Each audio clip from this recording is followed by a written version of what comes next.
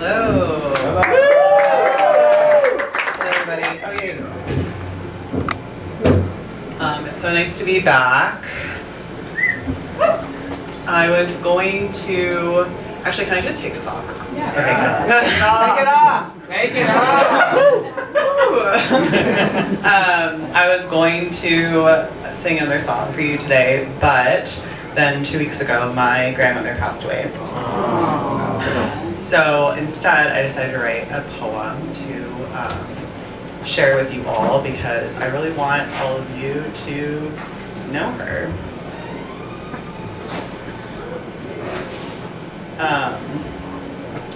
The song that I was going to sing was about slowness and slowing down, which is like something I've learned from my experience being disabled the last few years.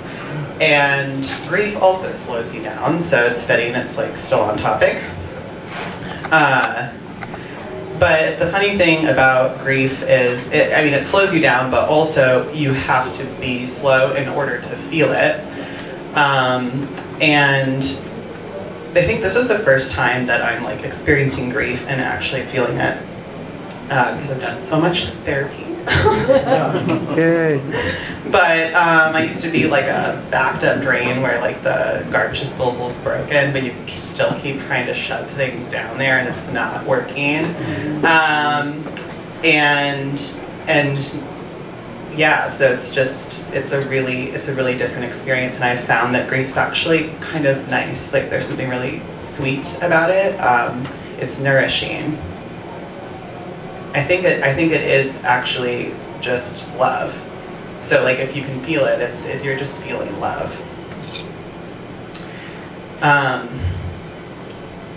So my grandmother is trans. I feel so lucky to have a trans grandma. I mean, how many trans people that you know also have a trans grandma? Like, come on. None.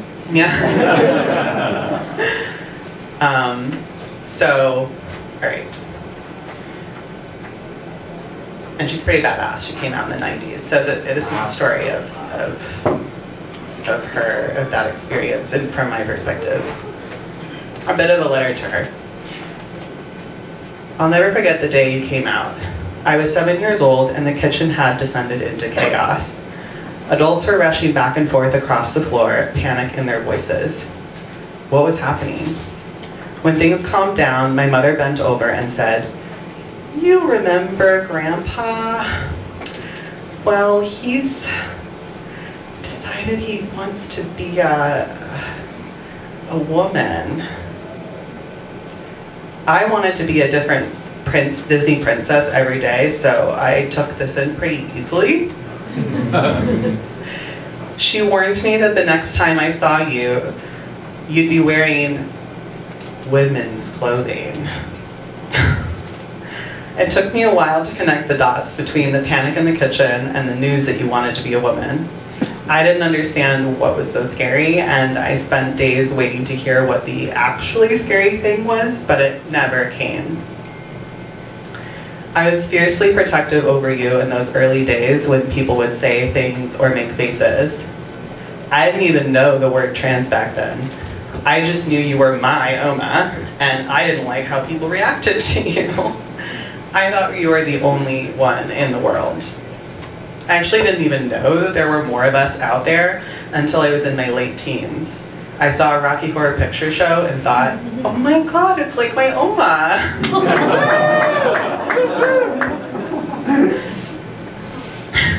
For the last 6 years, I've been on a wild gender journey of my own, and your face hasn't left my mind once.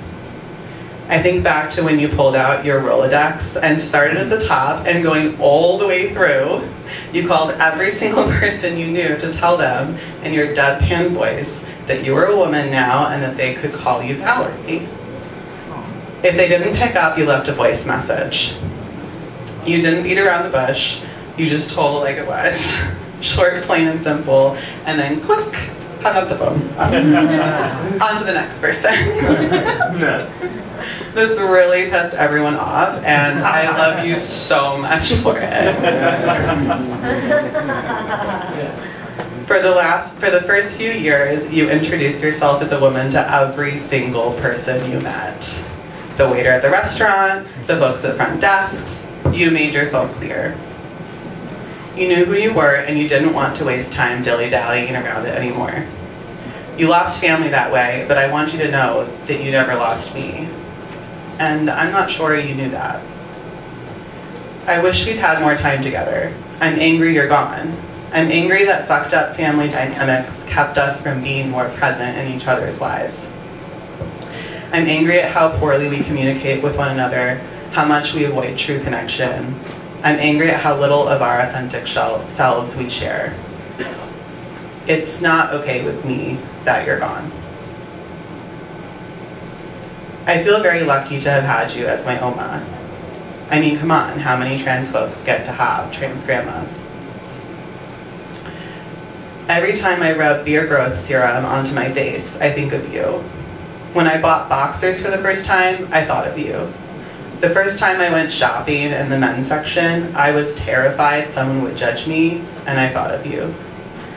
I felt so vulnerable and exposed, like I might as well have been naked standing there in the aisles, like those dreams gone wrong where you went to class and forgot your pants. I don't know how you did all of this in the 90s. It's overwhelming. At times I've been really scared. Sometimes it even pauses me for a time from continuing, like I'm hit with this immobilizing fear that freezes me in my tracks, unable to move.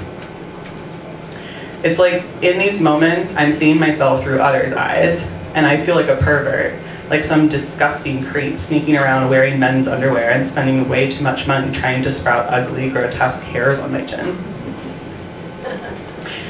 Side also makes me think of reading Stone Butch Blues in that moment where Jess runs into this old friend that hasn't seen her yet since post-transition, like grabs her child away. Transitioning is an absolutely fucking bewildering experience. Sometimes I feel like I'm learning how to live in another country, even though the streets and grocery stores and restaurants and people all around me are the same. And so I forget that everyone else around me is also changing alongside me until I'm walking in the park with my cat and someone says, "Yo, dude, is that a cat, bro?"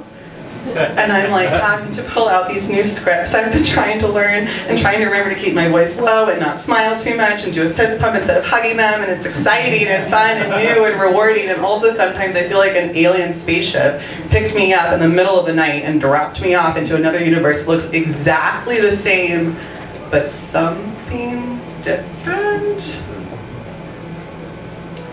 The enormity of what you accomplished will never slip by me. I'm living it every day. The manager at your retirement home said you never told anyone you were trans, but over the last few years you were there, she slowly picked up on it. It occurred to her that they hadn't made a very welcoming place for trans people. She started hiring a more diverse staff, and she even came out as a lesbian along the way. In the nursing home, they didn't find out you were trans till after you passed. Apparently, before you'd arrived, they'd been trying to decide if they even wanted to accept trans folks in the future, and there'd been disagreement amongst the staff, stalling the decision. And they accepted you without even knowing. The manager asked us if it would be okay for her to tell the rest of the staff that it turns out they'd already had a trans person there and it went fine. Yes. The folks at the Unitarian Universalist Church where you felt most at home told us that before you started attending, they supported trans rights in theory, but they didn't have any trans members. You joining finally encouraged them to not just talk the talk, but walk the walk. Having the world change alongside us as we transition can be bewildering, but it can also be rewarding. Without even knowing it, you are changing things around you simply by existing in your most authentic form. But most of all, I'm in awe of you. I know how plagued our family is by trauma and tightly locked boxes, and you broke out of all of that. You said, "Fuck this," and did your own thing, and you lived your life for yourself. At your viewing, I turned to my dad, your son, and I said, "I don't think she wanted for much." Everything she wanted, she went after. She didn't hold herself back. You're not one of those people who dies at 85 realizing they never lived their life the way they wanted. I hope that I can be the same. Wherever you are, I hope you're doing good, and I'm here if you need me. Love of your grandson, Orion.